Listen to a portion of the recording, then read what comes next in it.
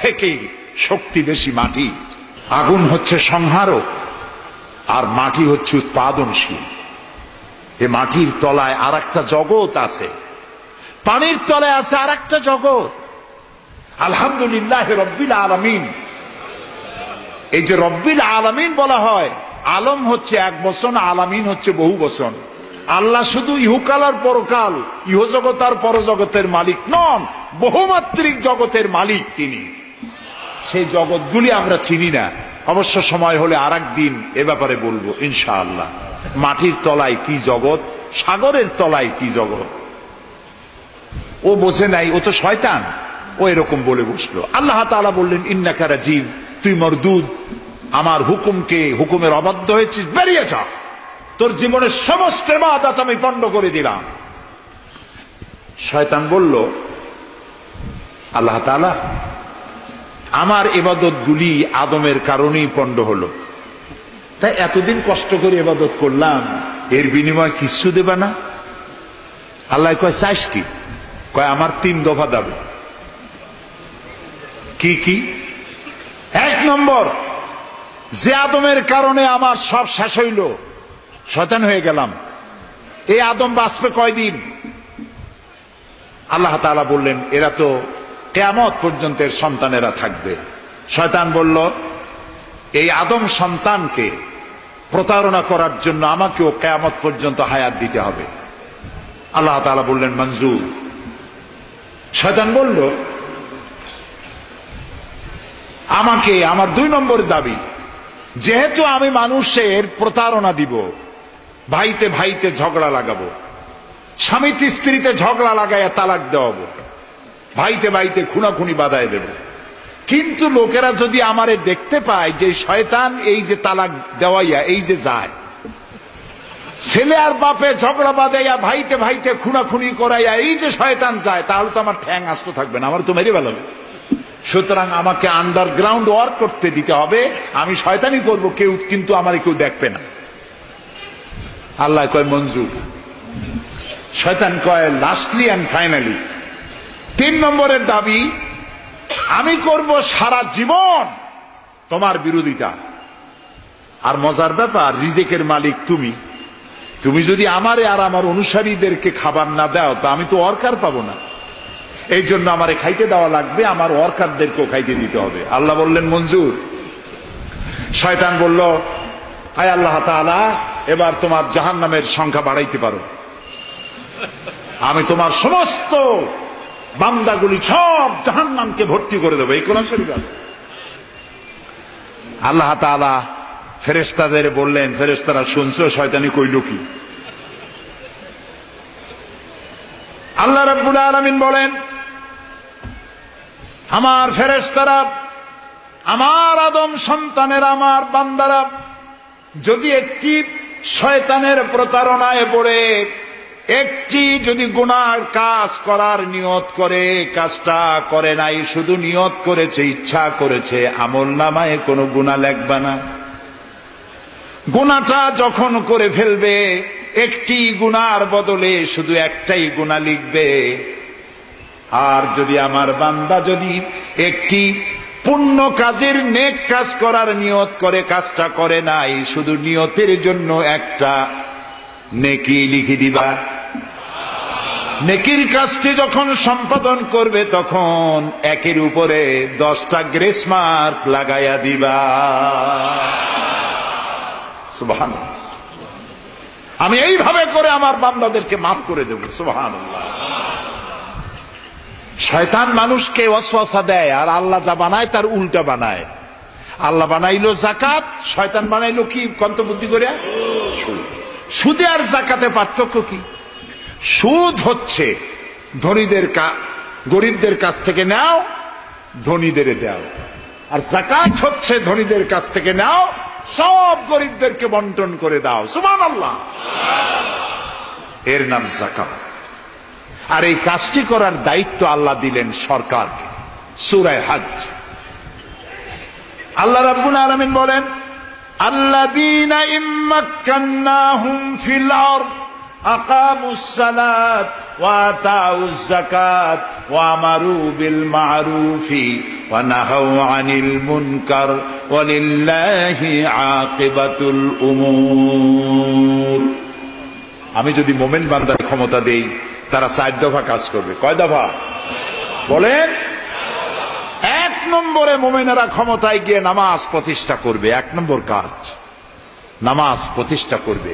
ক্ষমতায় গিয়ে তারা অর্ডার করবে, বেলা 1টার সময় সমস্ত কোর্ট কাছারি আদালত শিক্ষা প্রতিষ্ঠান কল কারখানা সব বন্ধ হবে আধা ঘন্টার জন্য।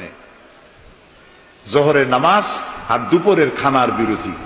নামাজ শেষ, আবার কাজ করতে আসো। নামাজ বাধ্যতামূলক। নামাজ যদি বাধ্যতামূলক হয় তাহলে তার সুফল কি?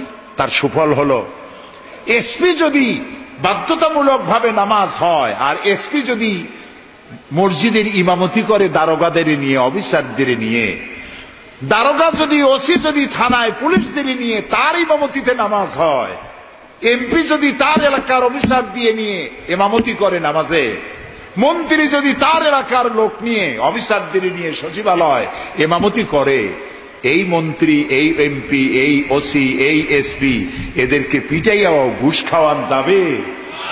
যাবে না। যে বিশ্ববিদ্যালয়ের ভাইস চ্যান্সেলর নামাজ বাধ্যতামূলক হওয়ার কারণে মসজিদের ইমামতি করবেন, শিক্ষক শিক্ষয়িত্রী ছাত্র ছাত্রী 5 ওয়াক্ত নামাজ যে বিশ্ববিদ্যালয় জামাতে আদায় করবে, ওরা কি মাস্তান, গুন্ডা, সাদাবাজ হবে? হতে পারে না। এই জন্য সরকারের প্রথম দায়িত্ব হবে, কে বলতেছেন? কার কথা শোনাইতেছি? প্রথম দায়িত্ব হচ্ছে নামাজ প্রতিষ্ঠা করো। 2 নম্বরে যাকাত আদায় করো। 2 নম্বরে কি? যাকাত আদায় করো। এই যাকাত গভর্নমেন্ট আদায় করবে। আল্লাহর কায়দাটা কি দেখেন, এর মধ্যে সিগনিফিকেন্স কি? গভর্নমেন্ট আদায় করবে কেন? আমরা দিলে হবে না কেন? আমরা দিলেও হবে যদি ইসলামী সরকার না থাকে। ইসলামী সরকার হলে, অর্থাৎ আল্লাহর বিধান কায়েম হলে যাকাত কালেকশন করবে গভর্নমেন্ট। এখানে একটা সাইকোলজিক্যাল ব্যাপার আছে। আমি যদি অধ্যক্ষ রশিদ খান সাহেবের কাছে আমি বলি যে আমি গরিব মানুষ, আমার কিছু সাহায্য করেন, উনি যদি আমাকে সাহায্য দেন যাকাত থেকে, অথবা কোনো দয়া করে কিছু পয়সা দেন, চিরটা কাল ওনাকে দেখলে পরে আমার মাথাটা একটু নত হয়ে যেতে পারে। আল্লাহ চান না তার কোন বান্দার মাথা আর একটা গোলামের সামনে নত হোক। সেই জন্য আল্লাহ চান সরকারের কাছ থেকে নাও, তোমার মাথা উঁচু থাকুক। সুবহানাল্লাহ কইতে ইচ্ছা করে না? এ মাথার অনেক দাম। যেখানে সেখানে সেজদা দিয়েন না। পীর বুজুর্গ দেখলেই পায়ের উপরে পড়ে যায়েন না। কদম বসি করতে ইচ্ছা করে করেন, আমি বাধা দেব না, কিন্তু মাথাটা নিচু করেন না। মাথাটা আল্লাহ ছাড়া কারো সামনে নত হতে পারে না। এই মাথার অনেক দাম। আপনার বডি চেনাই যাবে না যদি মাথা না থাকে। আপনার মা অথবা স্ত্রী ছাড়া মস্তকবিহীন বডি চেনা কঠিন। এটা বডির আইডেন্টিটি। এই জন্য দেখবেন পৃথিবীর সমস্ত প্রাণী খাবারের সময় রুজির উপরে, রিজিকের উপরে মুখ লাগাইয়া খায়। গরু, বাছুর, মুরগি, হাঁস, হাতি, বাঘ, ভল্লুক, ময়না, টিয়া সব খাবারের উপরে মুখ লাগাইয়া খায়। কেবলমাত্র মানুষ খাবারের সময় খাবারটা মাখাইয়া মাথা উঁচু থাকে এখানে দেয়। আল্লাহ চান রিজিকের সামনে আমার বান্দার মাথা নত হবে না। মাথা নত হবে তো রাজ্জাকের সামনে নত হবে, রিজিকের সামনে নয়। সুতরাং গভর্নমেন্টের কাছ থেকে নাও, তাহলে তোমার মর্যাদা ঠিক থাকবে, কোনো ব্যক্তির কাছ থেকে নয়। গভর্নমেন্ট কালেকশন করবে, গভর্নমেন্ট বিতরণ করবে।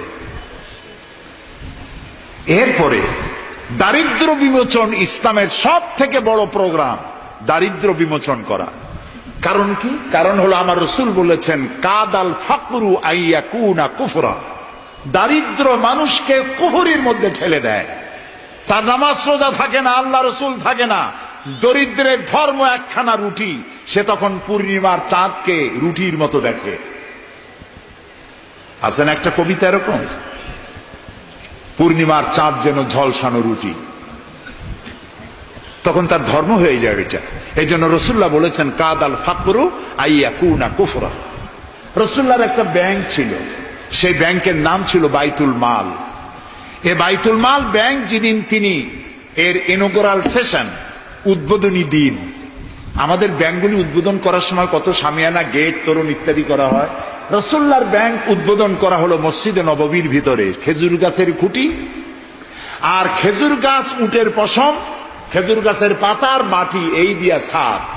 উপরে যদি বৃষ্টি হয় আধা ঘন্টা, নিচে বৃষ্টি পড়ে 1.5 ঘন্টা, পাতার ট্যাপট্যাপানি। এরকম একটা মসজিদের ভেতরে বসে রাসূলুল্লাহ ব্যাংক উদ্বোধন করলেন আর বললেন, বুখারীর হাদিস, মান তারাকা দায়নান আও দিয়ান ফাআলাইয়া। আমার রাষ্ট্রের ভিতরে কোন মানুষ যদি ঋণগ্রস্ত অবস্থায় মারা যায় আর তার ঋণ পরিশোধের অর্থ যদি না থাকে, তাহলে তার ঋণ পরিশোধের দায়িত্ব আর তার বিবি বাল বাচ্চা প্রতিপালনের দায়িত্ব আমি মুহাম্মদ আমার কাঁধের উপরে নিয়ে নিলাম। দারিদ্র বিমোচনের জন্য নবী করিম সাল্লাল্লাহু আলাইহি ওয়াসাল্লাম মানুষকে কাজ দিয়েছেন, ভিক্ষা কম দিয়েছেন। কেউ চাইলে, রসুলের আদত মোবারক ছিল, কেউ কিছু চাইলে পকেটে হাত দিতেন, থাকলে দিতেন। জীবনে একদিনের জন্য কাউকে না বলেন নাই।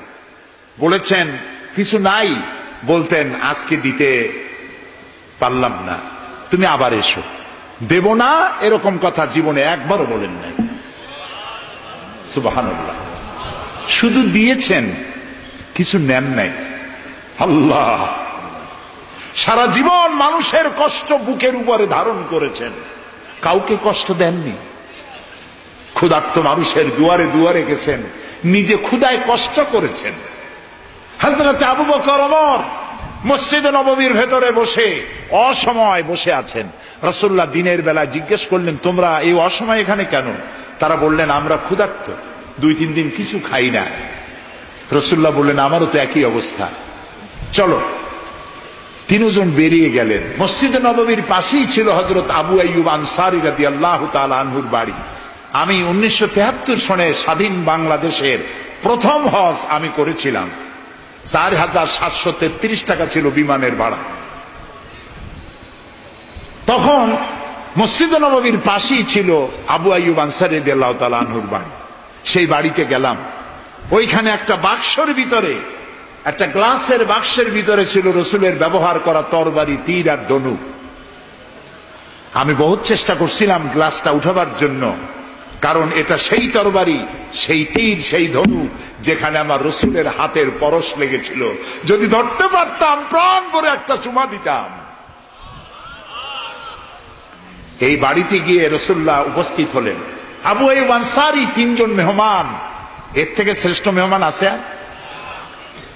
স্ত্রীকে বললেন, তাড়াতাড়ি একটা ছাগল জবাহ করো, রুটি বানাও। তিনি চলে গেলেন বাগানে। বাগান থেকে কিছু খোরমা আনলেন। হাদিস শোনাচ্ছি, গল্প নয়। কিছু খোরমা এনে রসুলের সামনে রাখলেন। রাসূলুল্লাহ বললেন, এর মধ্যে কাঁচা পাকা, আধা পাকা 3 পদের খাজুর, আমি কোনটা খাবো? হযরত আবু আইয়ুব বলেন, 3 প্রকারের খেজুরে আপনি হাত দিবেন, কারণ আপনার হাত যে প্রকারের খেজুরের গায়ে লাগবে আমার বাগানে আল্লাহ রাব্বুল আলামিন সেই খেজুরে বরকত দিয়া দিবেন। কিছুক্ষণ পরে রান্না হয়ে গেল। রসুলের সামনে গোশত আসলো, রুটি আসলো।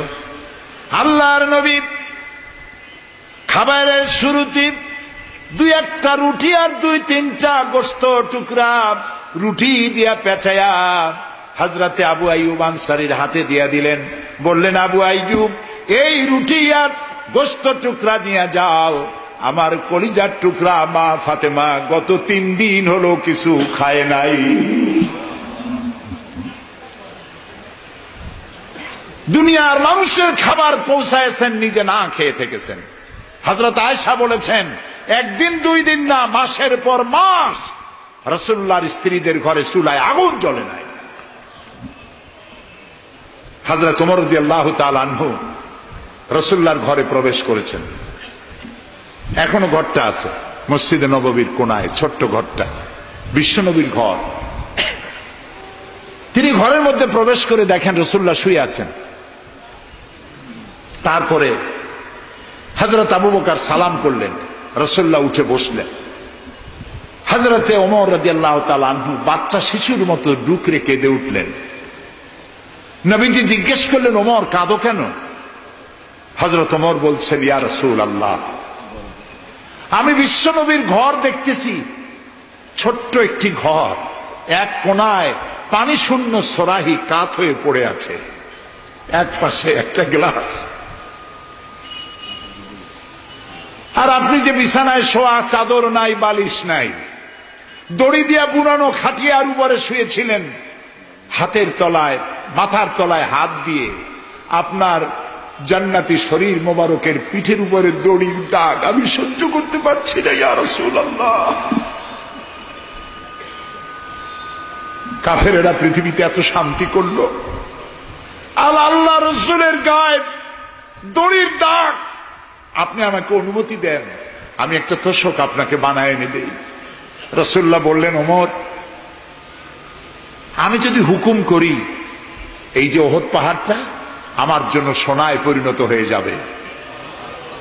আমি পৃথিবীতে শান্তি করতে আসি নাই, এসেছি মানবতার মুক্তির জন্য, কল্যাণের জন্য। নবী করিম সাল্লাল্লাহু আলাইহি ওয়াসাল্লাম এই যাকাতের বিধান কায়েম করলেন।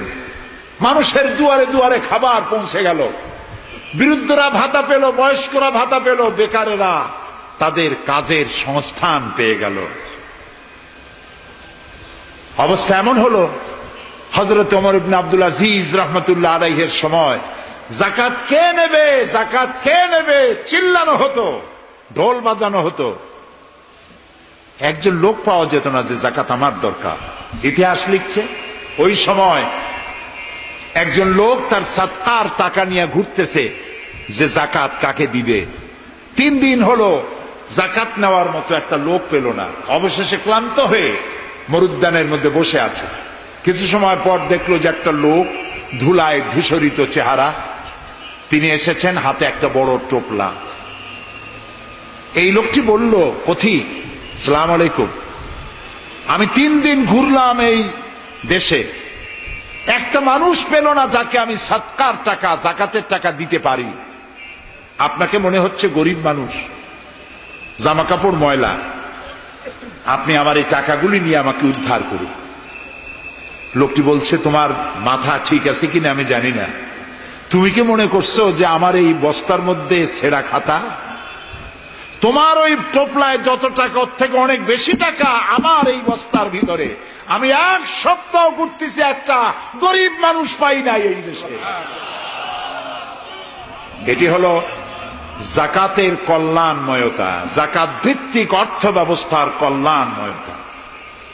যারাই যাকাত দেয় না, অর্থকে সঞ্চিত করে, সোনা এবং রূপাকে সঞ্চয় করে, তাদের সম্পর্কে আল্লাহ কি বলছেন?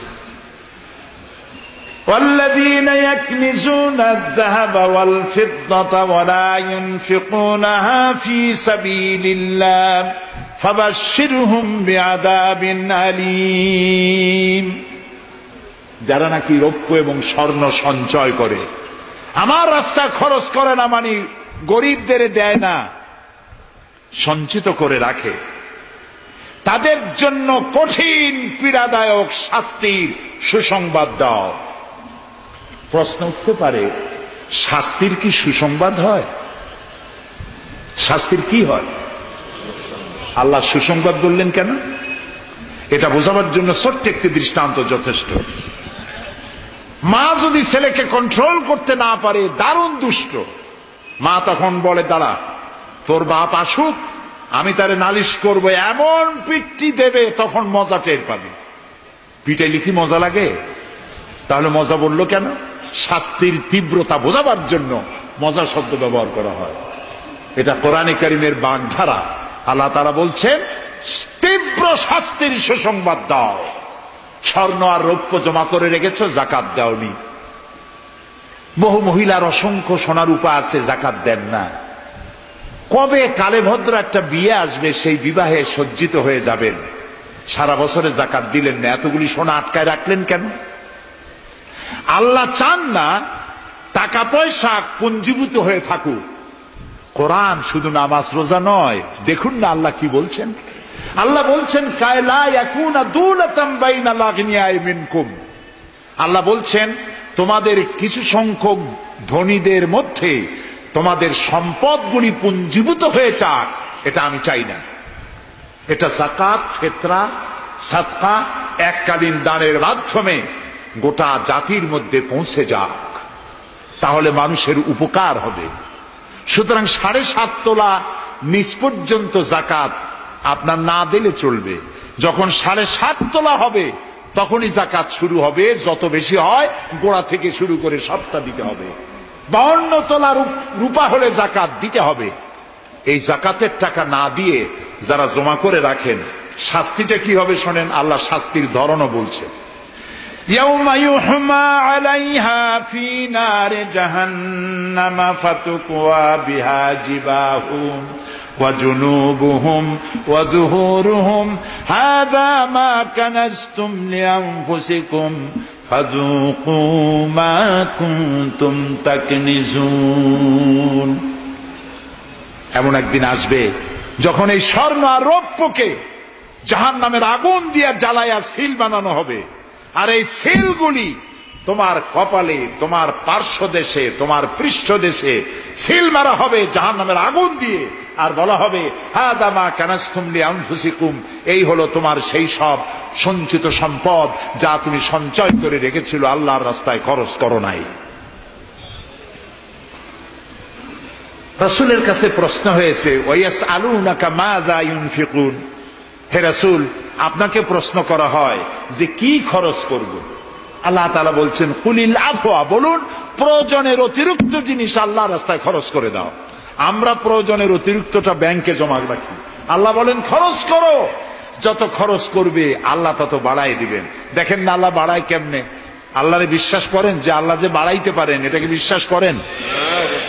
এটি তো ইমানের প্রশ্ন। কেউ যদি জবাব দিতে ব্যর্থ হন তাহলে তো কুলক্ষণ। আল্লাহ কি সম্পদ কমানো আর বাড়ানোর মালিক কে?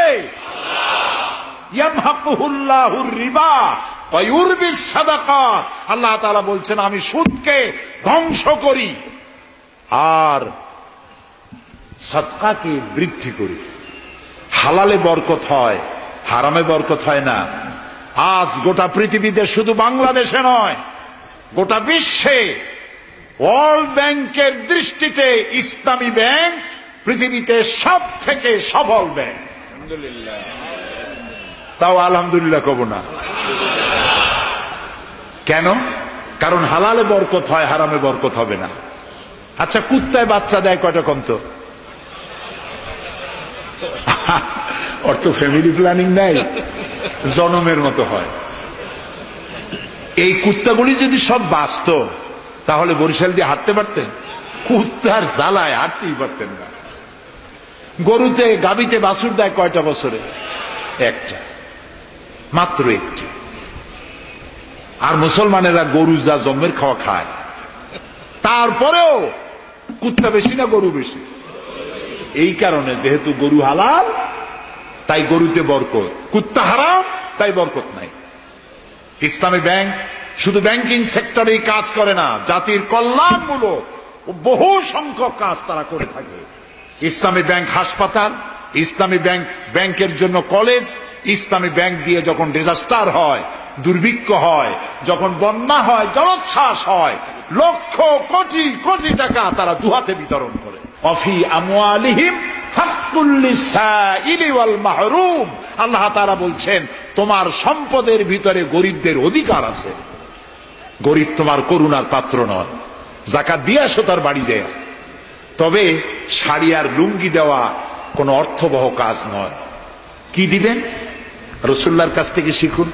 ওই যে একজন আসলো, ভিক্ষা চাইল, বলল তোমার কি কিছু নাই? বলল আছে। কি আছে কন্ত? মাশাআল্লাহ, জানি সবাই কিন্তু আমল করি না। দুনিয়ায় যত ভালো কথা সব বলা হয়ে গেছে, বাকি আছে শুধু পালন করা। রাসূলুল্লাহ তাকে বললেন কম্বল আনো। বিক্রি করে কিনলেন কি? কুড়াল। রাসূলুল্লাহ তার নিজের পবিত্র হাত দিয়ে কুড়ালে হাতল লাগায় দিলেন। বললেন যাও জঙ্গলে কাঠ কাটো, বাজারে বিক্রি করো, ভিক্ষা কোনো দিন আর করবা না। 1 বছর পর হাদিস শুনুন, 1 বছর পর ওই ভিক্ষুক এসে বলছেন, আসসালামু আলাইকা ইয়া রাসূলুল্লাহ, হুজুর আপনি আমাকে চিনেছেন? আমি সেই ভিক্ষুক যে ভিক্ষা নিতে এসেছিলাম, আপনি আমাকে ভিক্ষা না দিয়ে কুড়াল দিছিলেন। কুড়াল দিয়া কাঠ কাটিয়া বাজারে বিক্রি করে আমার কাছে এখন যাকাত দেওয়ার মতো অর্থ জমা হয়ে গেছে। এটার নাম ইসলাম। শুধু নামাজ রোজা জিকির আজগারের জন্য শুধু নয়, নামাজ রোজা জিকির আজগার তো করব, কিন্তু আমার মানুষকে দারিদ্র বিমোচন করতে হবে। সুতরাং যাকাতের টাকা দিয়ে একটা শিক্ষিত বেকার যুবককে একটা কম্পিউটার কিনে দেন, একটা বিধবা মহিলাকে একটা সেলাই মেশিন কিনে দেন, তার সতীত্ব সে বাঁচাতে পারবে। ক্ষুধার জ্বালায় মানুষ যখন অসহনীয় পর্যায়ে চলে যায়, তখন সে দেহ ব্যবসার মতো নিকৃষ্ট পর্যায়েও চলে যায়। এজন্য ধনীরা দায়ী হবে আল্লাহর কাছে। কচু গাছ কাটতে কাটতেই মানুষ খুন করে। একটা এতিম বাচ্চা ক্ষুধার জ্বালায় ঘুরতেছে, ওই বাচ্চাটি আপনি তাকে একটু আদর করেন, ওরে আপনি একটা চীনাবাদামের বাক্স কিনে দেন 50 টাকা 100 টাকা দিয়া, কিছু চীনাবাদামের পুঁজি দেন, একটা পানের খিলি বানাইয়া বিক্রি করার পুঁজি দেন, কয়েকটা বুট পলিশের কালি আর ব্রাশ কিনে দেন, সে রাস্তায় বসে জুতা পালিশ করবে। ছেলেটি পকেট মারা থেকে, চুরি করা থেকে বেঁচে যাবে, সমাজ সংস্কার হবে, সমাজ অপরাধ মুক্ত হবে, সমাজ থেকে দারিদ্র বিমোচন হবে। আলহামদুলিল্লাহ বলে। আপনি কি জানেন এই যে গাছগুলি লাগালে পরে কত সওয়াব হয়, এবং দারিদ্র বিমোচনের জন্য গাছের কি বিশাল ভূমিকা। রাসূলুল্লাহ বলেছেন হাদিস, তোমার কাছে যদি এমন খবর আসে যে কিয়ামত হচ্ছে, আর তখন যদি তোমার কাছে কোনো গাছের চারা থাকে, কিয়ামত হচ্ছে, গাছের চারাটি কিয়ামত আসার পূর্বেই গাছের চারাটি লাগিয়ে যাও, কিয়ামতের দিন সাদকায়ে জারিয়ার সওয়াব পেয়ে যাবে। একটি গাছ যদি কেউ লাগায়, ওই গাছে যত পাখি বসবে, ফল হবে, মানুষে খাবে, আশ্রয় নেবে মানুষেরা, কিয়ামত পর্যন্ত সাদকায়ে জারিয়ার সওয়াব মানুষ কবরে বসে বসে পেতে থাকবে। সব জায়গায় সওয়াব আর সওয়াব জানি না, খালি মনে করি ইল্লাল্লাহ ইল্লাল্লাহ বলতে পারলেই সওয়াব। আর খালি ইল্লাল্লাহ বলবেন বা কেন? যারা এই ধরনের জিকির করেন, আমার মনে দারুণ প্রশ্ন, জবাব খুঁজে পাই নাই। আল্লাহর কলেমাকে খণ্ডিত করে জিকির করার পারমিশন কোন হাদিস দিয়েছে? কে দিয়েছে এই পারমিশন? লা ইলাহা ইল্লাল্লাহ, এটা হলো পূর্ণাঙ্গ কালেমা, কমপ্লিট হচ্ছে মুহাম্মদুর রাসূলুল্লাহ। আফজালুজ যিকর লা ইলাহা ইল্লাল্লাহ। কতক্ষণ লা ইলাহা ইল্লাল্লাহ, কতক্ষণ ইল্লাল্লাহ ইল্লাল্লাহ ইল্লাল্লাহ। এর অর্থ কি? আল্লাহ ছাড়া, আল্লাহ ছাড়া, আল্লাহ ছাড়া। আল্লাহ ছাড়া কি? কমন সেন্সের শুধু কমন বাদ দিয়া শুধু সেন্স যদি থাকে, কোন মুসলমানের এমন জিকির করা উচিত নয়। তবে common sense is very uncommon. দুর্ভাগ্য জাতি। প্রিয় ভাই সব, দারিদ্র বিমোচনের জন্য আল্লাহ তাআলা এসব ব্যবস্থা করে রেখেছেন। কাজ করে খাও, আয় থেকে দায় শোধ করো। আপনার পুকুর কেটে চতুর্দিকে পুকুরের কান্দায় পেঁপে গাছ লাগান, কলা গাছ লাগান। হাঁস পালেন, হাঁসগুলি পানিতে সাঁতার কাটবে, ভেতরে মাছ থাকবে, হাঁসের পায়খানা খেয়ে মাছ বড় হবে, হাঁস বড় হয়ে ডিম দেবে। এই ডিম বিক্রি করবেন, মুরগি বিক্রি করবেন, পেঁপে বিক্রি করবেন, কলা বিক্রি করবেন।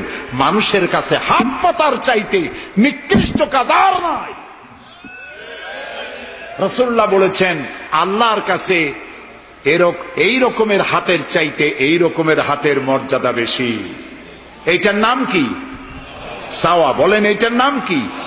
এইটার নাম আল্লাহর কাছে এইটার কোনো দাম নাই, কোনো দাম নাই। আল্লাহর কাছে দাম এইটা। এই জন্য যারা শ্রমিকদের সম্পর্কে আমার রাসূল বলেছেন, আল কাসিবু হাবিবুল্লাহ, যারা সহজে উপার্জন করে খায় ওরা আল্লাহর বন্ধু। আপনারা শ্রমিক না, সেই জন্য সুবহানাল্লাহ কইতে পারলেন না। আলহামদুলিল্লাহ বলে। রাসূলুল্লাহর হাদিস শোনাচ্ছি, আমি গাজী কালু চম্পাবতীর পুঁথি শোনাচ্ছি না।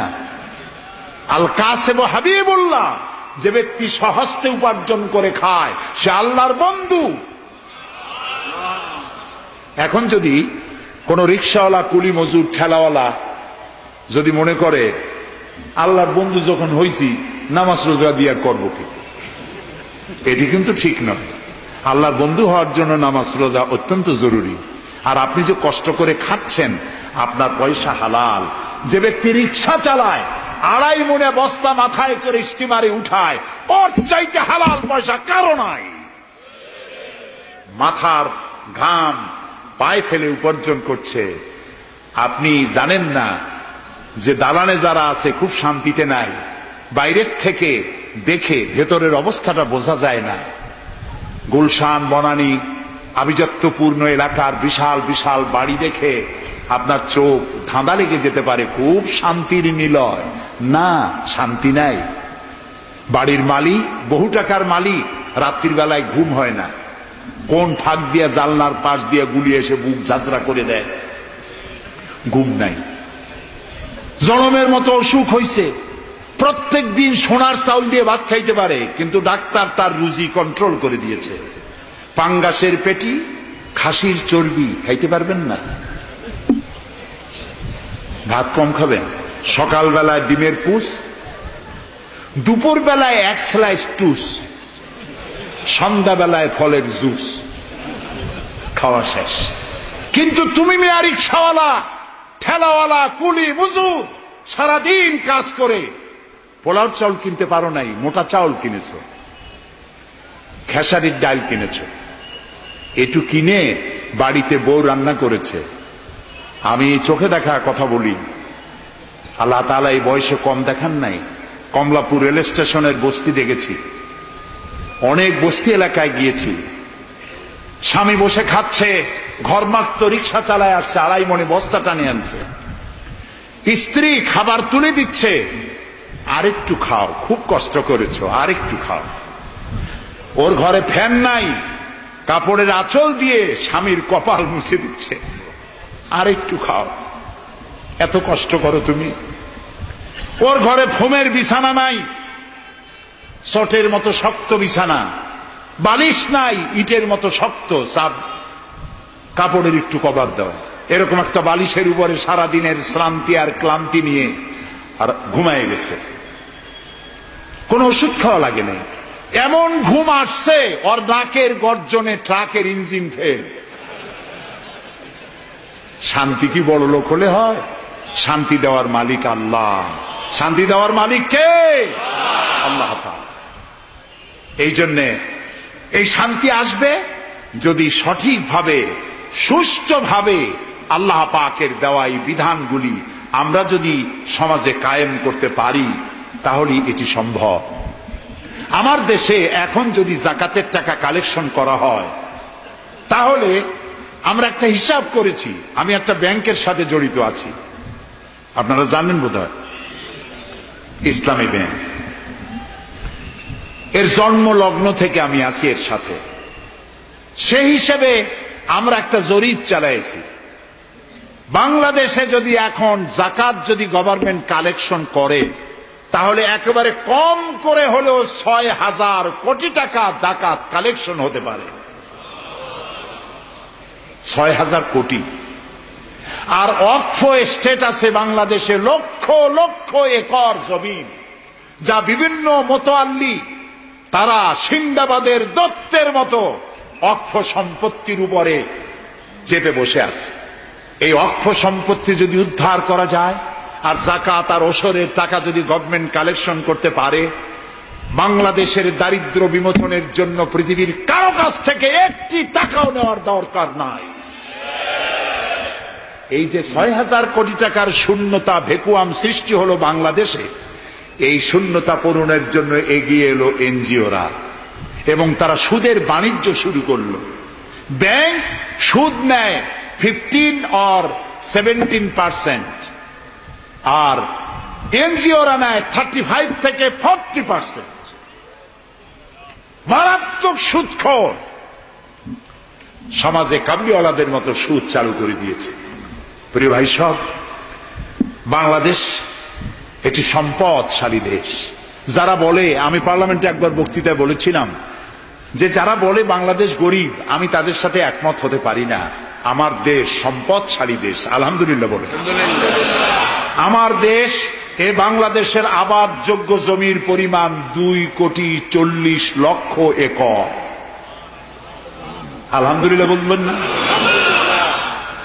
এখানে বনজ সম্পদ আছে 32,53,860 কিলোমিটার বর্গমিটার নিয়ে, বর্গমাইল জুড়ে। এখানে আল্লাহর হিকমতটা দেখেন। সুন্দরবন আমাদের থেকে দূরে না কাছে? বরিশাল, বরগুনা, বাগেরহাট, সাতক্ষীরা, এই এলাকায় সুন্দরবন কে বানাইছে? কোন গভর্নমেন্ট বানিয়েছে? কেন আর অন্য জায়গায় বানানো হলো না কেন? উত্তরবঙ্গে বানাইলো না কেন? কারণ আমাদের বঙ্গোপসাগর হলো সাইক্লোন জোন, এখান থেকেই ঘূর্ণিঝড়ের উৎপত্তি হয়।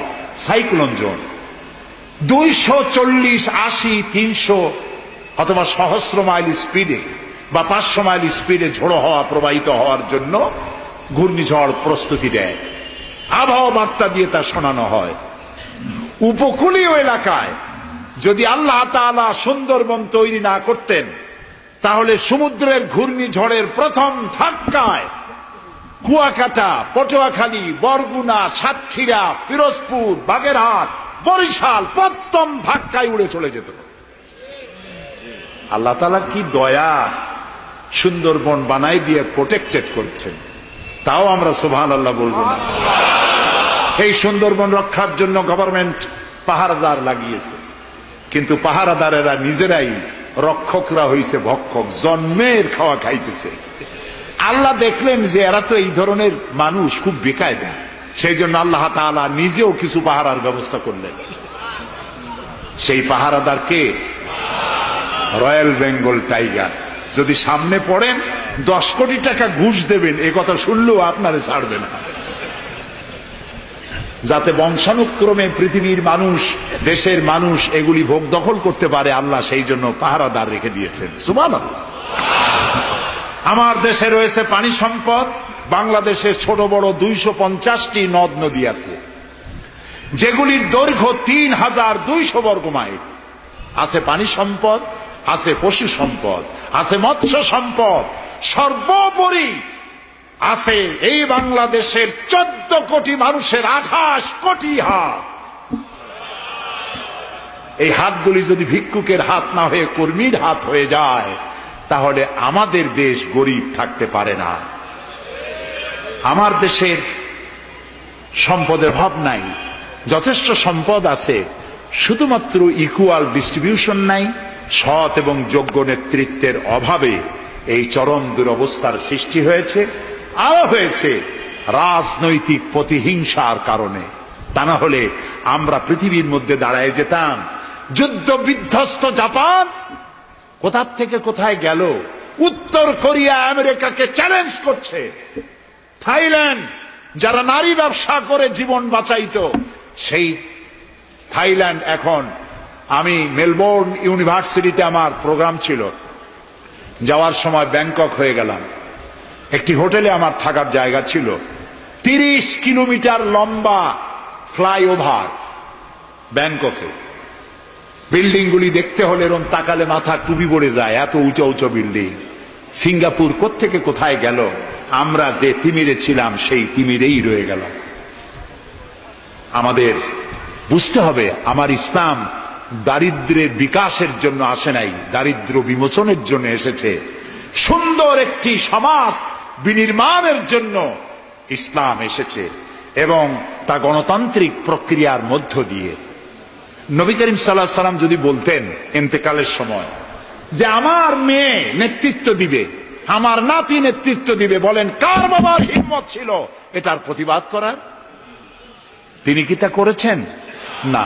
ইন্তেকালের সময় জিজ্ঞাসিত হয়ে তিনি বললেন, আমার পরে তোমাদের মধ্যে যিনি বেশি যোগ্য, খোদাভীরু, আল্লাহকে ভয় করে, তেমন লোককে তোমরা নেতা নির্বাচিত করো। আবু বকর রাদিয়াল্লাহু তাআলা তাই বলেছেন, ওমর, ওসমান, আলী তাই বলেছেন। সুবহানাল্লাহ বলেন। ওয়া আমরুহুম শুরা বাইনাহুম, এটি হলো গণতন্ত্র। তোমরা তোমাদের পরামর্শ ভিত্তিতে তোমাদের রাষ্ট্র সমাজ পরিচালনা করো। সুবহানাল্লাহ বলেন। কে বলে কোরআন শুধুমাত্র একটি ধর্মগ্রন্থ, বেদ আর বাইবেলের মতো? নিশ্চয়ই নয়। কোরআন একটি পূর্ণাঙ্গ জীবন বিধান যা মানুষের জীবনের কথা বলে। এ মাসটার নাম কি? আরবি মাসের নাম কি? মুহররম। এটি সেই মাস যে মাসে খেলাফতকে প্রতিষ্ঠার জন্য রাসূলের কলিজার টুকরা নয়নের পুতুল ইমাম হোসাইন কারবালার ময়দানে শাহাদাত বরণ করেছিলেন, রাজতন্ত্রের বিরোধিতা করেছিলেন। হযরত ইমাম হোসাইন তিনি দেখতে পেলেন 680 খ্রিস্টাব্দে সিরিয়ার দামেস্কে এজিদ ক্ষমতা দখল করলো অগণতান্ত্রিক পদ্ধতিতে, এবং সরকারি মালের কোনো হিসাব নাই, অডিট নাই, স্বৈরাচারী কায়দায় তিনি ক্ষমতা দখল করে মদিনার আহলে বায়াত যারা মদিনার নেতৃবৃন্দকে তার আনুগত্য করার জন্য বাধ্য করল। ইমাম হোসাইন যে মায়ের পেটে এসেছেন, যে পিতার পেটে জন্মে এসেছেন, যে নানার কোলে বড় হয়েছেন, তিনি কি এই দৃশ্য চোখে দেখতে পারেন? তিনি বললেন আমি কুফায় যাব। কুফার লোকেরা দাওয়াত দিল, তিনি কুফায় রওনা করবেন। মদিনার লোকেরা হাতে পায়ে ধরলো, কুফায় আপনি যাবেন না। তিনি বললেন আমি কোন ক্রমে এজিদের বশ্যতা স্বীকার করব না, আমি এর বিরোধিতা করবই। মাত্র 72 জন লোক নিয়ে তিনি কুফার দিকে অগ্রসর হলেন। এই 72 জনের মধ্যে 40 জন পুরুষ আর 32 জন নারী আর শিশু। তিনি যখন কারবালা প্রান্তরে পৌঁছে গেছেন, ইবনে জিয়াদ কুফার গভর্নর, তিনি বাধা দিলেন, বললেন আমার দরবারে হোসাইনকে হাজির করো। ইমাম হোসাইন বললেন যে ব্যক্তি আল্লাহর আখিরাতকে অস্বীকার করেছে, রাসূলকে অস্বীকার করেছে, আমি তার সামনে জীবন থাকতে যাব না। রাতারাতি ইয়াজিদ 6000 সৈন্য পাঠিয়ে দিল। ইমাম হোসাইনের সাথে লোক কত? মাত্র 72। 6000 লোক কি যুদ্ধ করা লাগে 72-এর সাথে? শুধু যদি মার্চ করে পায়ের তলায় পিছে 72 জন শেষ হয়ে যাবে। হযরত ইমাম হোসাইন রাতের বেলায় সঙ্গীদের বললেন, ও আমার সাথীরা, ইয়াজিদ আমার শির চায়, আমাকে চায়, আমার সঙ্গে থেকে তোমরা তোমাদের জীবনকে বিপন্ন করো না, তোমরা সবাই ফিরে চলে যাও মদিনায়। সাথীরা বললেন, ইমাম আজকে যদি আপনাকে ছেড়ে জীবনের মায়া নিয়ে মদিনায় ফিরে যাই, আর আপনার যদি শাহাদাত নসিব হয়, তাহলে কিয়ামতের দিন আল্লাহর নবীর সামনে আমরা কি জবাব দেব? আমরা আমাদের জীবন দিয়ে আপনাকে পাহারা দেব। সকালবেলায় যুদ্ধ শুরু হয়ে গেল। জোহরের নামাজ আসতে না আসতে 40 জন পুরুষ শাহাদাত বরণ করলেন। এখন একজন পুরুষ বেঁচে আছেন, ইমাম হোসাইন। তাঁবুর ভিতরে স্ত্রী এবং অন্যান্য মহিলাদের কাছ থেকে বিদায় নিতে এসেছেন। তোমাদেরকে আল্লাহর হাওয়ালা করলাম, আমি যুদ্ধে চলে যাচ্ছি। আমার চোখের সামনে আমার নানাজির দান্দান মোবারক শহীদ হওয়া ইসলাম, সাহাবীদের রক্ত দেওয়া, জীবন দেওয়া ইসলাম, খেলাফত মিটে যাবে পৃথিবী থেকে, রাজতন্ত্র প্রতিষ্ঠা হবে। আমার জীবন থাকতে আমি তা হতে দেব না। স্ত্রী এগিয়ে এলেন, বললেন, হোসাইন জিহাদের ময়দানে থেকে আমি আপনাকে বিরত থাকতে বলবো না, তবে একটি দাবি আছে। এই যে ছোট্ট দুগ্ধপোষ্য শিশু, গত কয়েকদিন হলো ঘরে খাবার নাই, পানি নাই, আমার বুকে দুধও নাই, এই ছোট্ট বাচ্চাটিকে একটু পানির ব্যবস্থা করুন। ইমাম হোসাইন কলিজার টুকরা সন্তানকে 2 হাতে উঁচু করে এজিদি সৈন্যদের সামনে এসেছেন। এজিদি সৈন্যরা, আমার হাতের দিকে তাকাও, এটি রাসূলের আওলাদ, আমার কলিজার টুকরা সন্তান। ফোরাতের অফুরন্ত পানি প্রবাহিত হচ্ছে, একটু ফোরাতের কুলটা ছেড়ে দাও, ওর একটু পানি পান করায়। আমার সাথে তোমাদের শত্রুতা থাকতে পারে, এই নিষ্পাপ বাচ্চার সাথে তো কোনো শত্রুতা থাকার কথা নয়। তার এই আবেগপূর্ণ কথা এজিদি সৈন্যদের কলিজা স্পর্শ করল না। তারা বিষাক্ত তীর নিক্ষেপ করল ইমাম হোসাইনের উঁচু করে ধরা বাচ্চার বুকের ভিতর থেকে বিষাক্ত তীর প্রবেশ করে বেরিয়ে গেল অপর প্রান্ত থেকে। রক্ত ফিনকি দিয়ে বেরিয়ে এলো। ইমাম হোসাইন দুই হাতে আজলা ভরে সেই রক্ত চেহারায় মাখতে লাগলেন আর বললেন, কলিজার টুকরা সন্তান, সালেহ আলাইহিস সালামের উটনির রক্তের চাইতে তোমার রক্ত পবিত্র। হযরত সালেহ আলাইহিস সালামের চাইতে রাসূলুল্লাহর মর্যাদা অনেক বেশি, তুমি তার আওলাদ। বাচ্চাকে কোলে করে নিয়ে স্ত্রীর কাছে গিয়ে বললেন, স্ত্রী, এই নাও তোমার বাচ্চা, ঠান্ডা হয়ে গেছে, এমন পানি পান করেছে কিয়ামত পর্যন্ত পানি পানি বলে তোমারে আর বিরক্ত করবে না। ইমাম হোসেন লড়াই করলেন ময়দানে, বহু সংখ্যক সৈন্য হতাহত করে ফোরাতের কুল উন্মুক্ত করে ঘোড়ার পৃষ্ঠ থেকে নেমে এক আজদা পানি তুলেছেন, পানি পান করবেন। মুখের কাছে যখন আকণ্ঠ তৃষ্ণার্ত পিপাসার্ত হোসাইন মুখের কাছে পানি নিয়েছেন, হঠাৎ ভেসে উঠল মনের পর্দায়, একটু আগে আমার কলিজার টুকরা সন্তান এই পানির অভাবে চলে গেল। 40 জন মানুষ বিদায় হলো, এক ফোঁটা পানি দিতে পারলাম না, এই পানি আমি কেমনে খাই? হাতের থেকে পানি পড়ে গেল। অশ্বের পৃষ্ঠে আরোহণ করলেন, চতুর্দিক থেকে তীর আর তরবারি আসতে লাগলো। ইমাম হোসেন বললেন, থামো, একটু থামো, তোমরা কাকে তীরবিদ্ধ করছো? আমি কি তোমাদের রসূল মুহাম্মদ সাল্লাল্লাহু আলাইহি সাল্লামের নাতি নই? আমি কি তোমাদের রসূলের কলিজার টুকরা মা ফাতেমার নয়নের মণি নই? কেমন করে আমার গায়ে তোমরা তীর মারো? উম্মে সালমা, আমাদের মা উম্মে সালমা রাদিয়াল্লাহু তাআলা আনহা, সকাল বেলায় 11ই মুহররম সকাল বেলায় তিনি ঘরে বসে কাঁদতেছেন।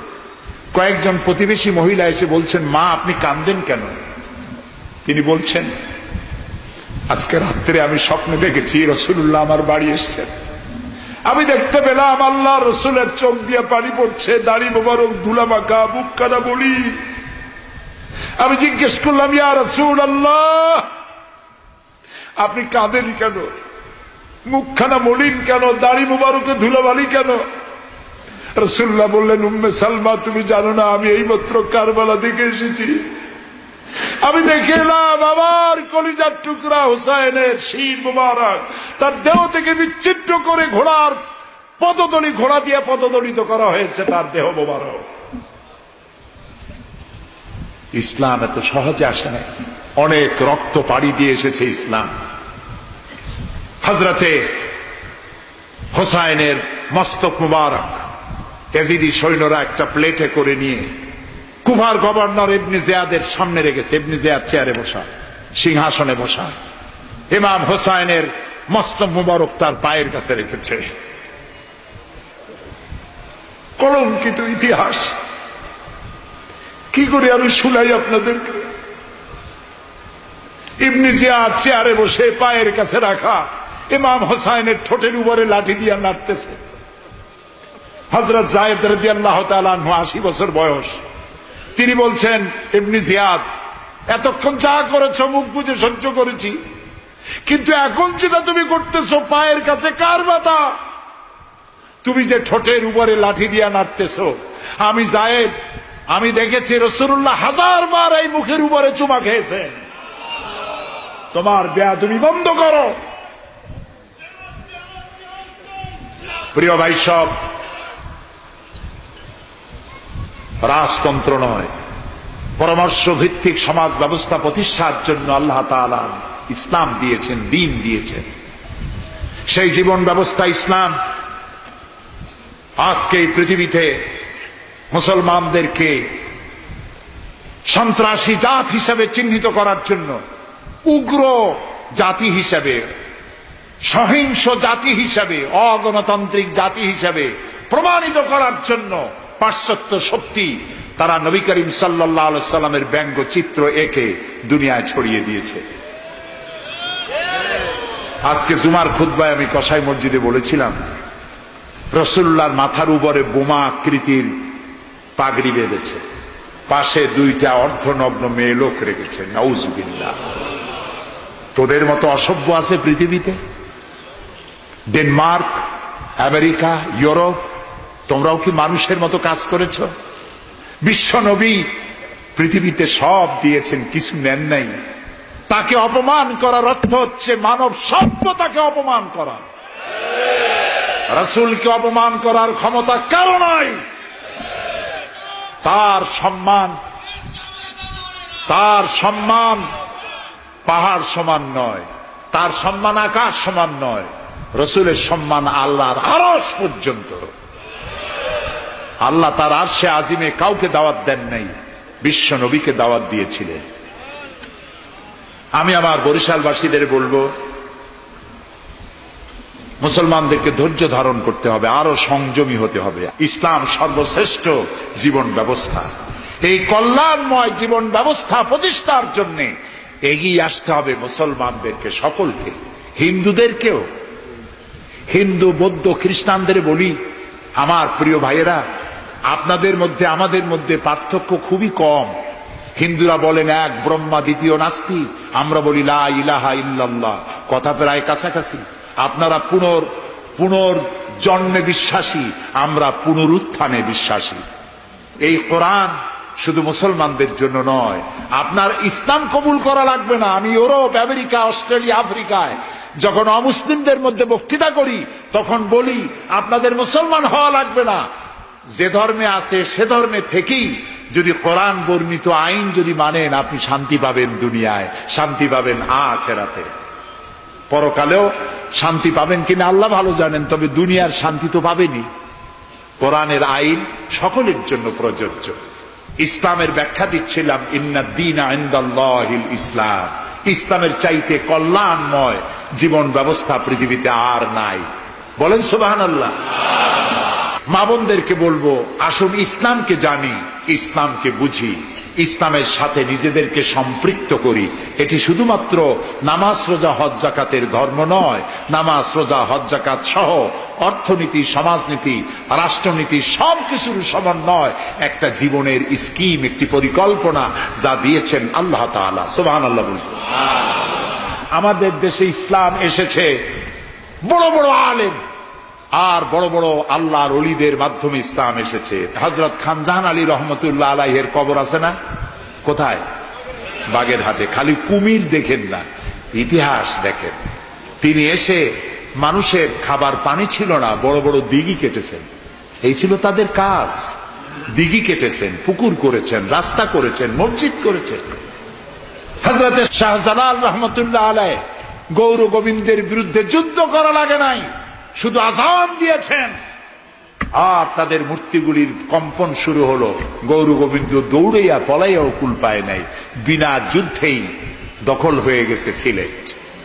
সুবহানাল্লাহ। রব্বানা যালামনা আনফুসানা ওয়া ইন লাম তাগফির লানা ওয়া তারহামনা লানাকুনান্না মিনাল খাসিরিন। রব্বানা যালামনা আনফুসানা وَإِن لَّمْ تَغْفِرْ لَنَا وَتَرْحَمْنَا لَنَكُونَنَّ مِنَ الْخَاسِرِينَ। হে আল্লাহ তাআলা, হাজার হাজার মুসলমান নরনারী দীর্ঘক্ষণ ধরে তোমার কোরআন শুনেছি, হাদিস শুনেছি, আর শেষ পর্যায়ে এসে ভিক্ষুকের মতো, কাঙ্গালের মতো গুনার বোঝা মাথায় নিয়ে তোমার দরবারে হাত তুলেছি। দয়া করে মেহেরবানি করে আমাদের জিন্দেগীর সমস্ত গুনাহ খাতাকে মাফ করে দাও। আমাদের মধ্য থেকে আমাদের মা বাপ দুনিয়া থেকে যারা বিদায় হয়ে গেছে, আয় আল্লাহ রব্বুল আলামিন, মা বাপের কবরগুলিকে জান্নাতের টুকরা বানায়া দাও। রব্বির হামহুমা কামা রব্বায়ানি সগীরা। সবাই পড়েন, রব্বির হামহুমা কামা রব্বায়ানি সগীরা। আয় আল্লাহ রব্বুল আলামিন, জনম দুঃখিনী গর্ভধারিণী মা, যিনি না খেয়ে আমাদের মুখে, ক্রন্দন মুখে চুমা দিয়া, শত চুমা দিয়া হাসি ফুটাইছেন, না খেয়ে আমাদেরকে খাওয়াইছেন, আমরা না ঘুমানো পর্যন্ত ঘুমান নাই। এত কষ্ট করেছেন যেই মা, আল্লাহ কবরটাকে বেহেশত বানাইয়া দাও। বাপজান এত কষ্ট করলেন, বাড়ি ঘর বানাইয়া দিয়া খালি হাতে বিদায় হয়ে গেছেন। কোন হালতে আসি জানি না, আল্লাহ আব্বার কবরটাকে বেহেশত বানাইয়া দাও।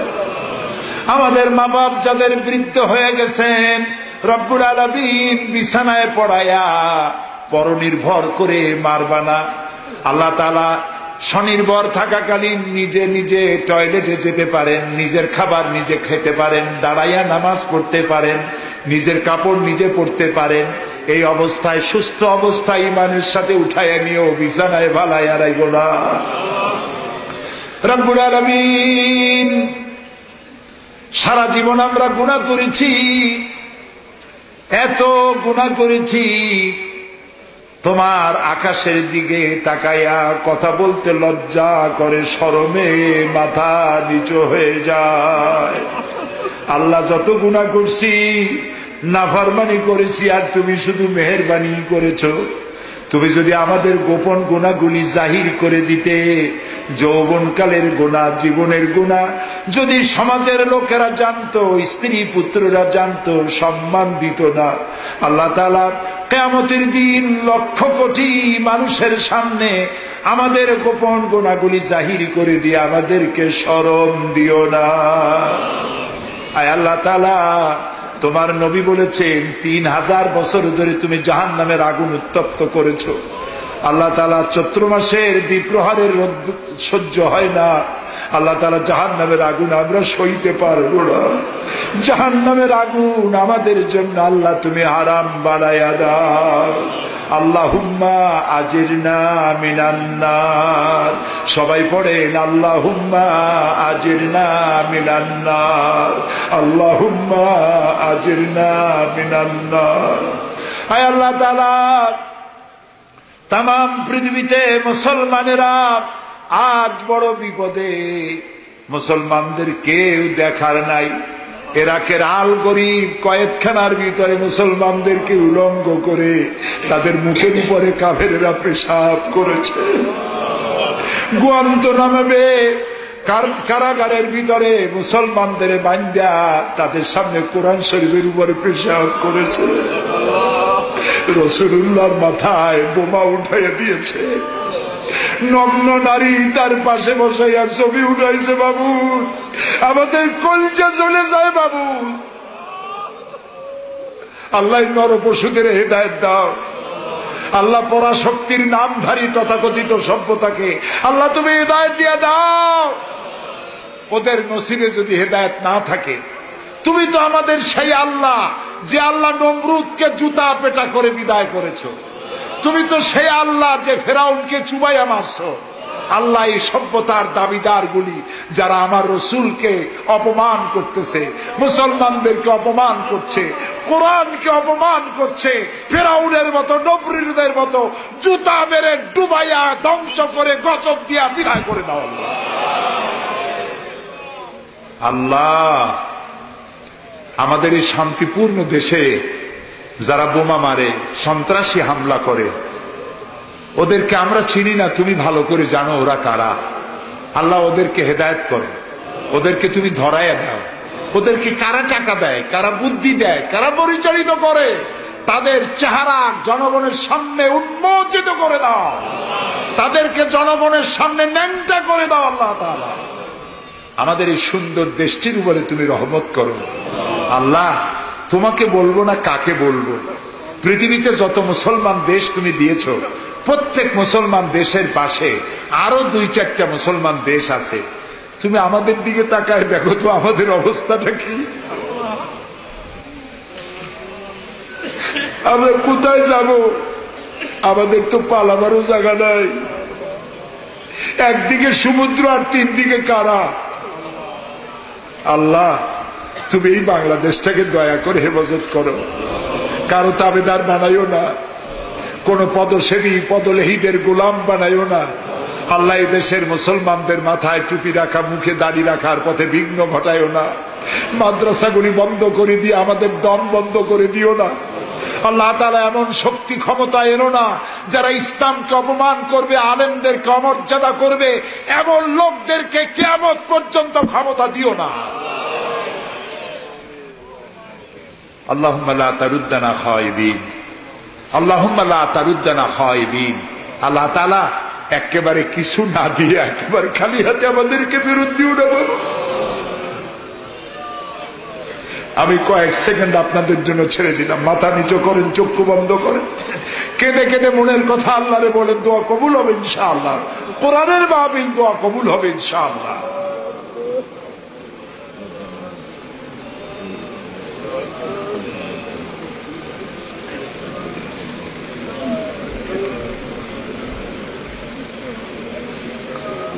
আয় আল্লাহ, তুমি নিশ্চয়ই শুনতে পাচ্ছ আমরা কি বলছি, তুমি নিশ্চয়ই দেখতে পাচ্ছ আমরা কোথায় বসা আছি। আল্লাহ তাআলা তুমি তাকিয়ে দেখো, তোমার অনেক বান্দীরা তারা বহু কষ্ট করে এসছেন। আল্লাহ তোমার বান্দীদের আরজি পুরা করো, মহিলাদের মা বোনদের ব্যাধি মাফ করো, যার সন্তান নাই নিঃসন্তানীকে সন্তান দাও, যাদের ছেলে মেয়ে বড় হয়েছে বিয়ে দিতে পারে না বিয়ের ব্যবস্থা করে দাও, রুজি রুটিতে যাদের অভাব